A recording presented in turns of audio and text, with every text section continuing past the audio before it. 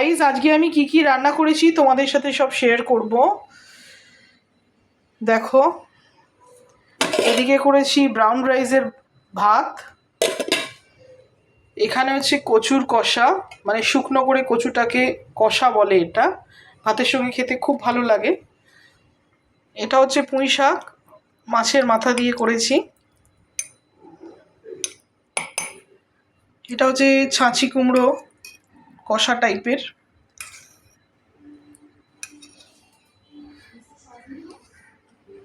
আর এদিকে আছে মাছ ভাজা।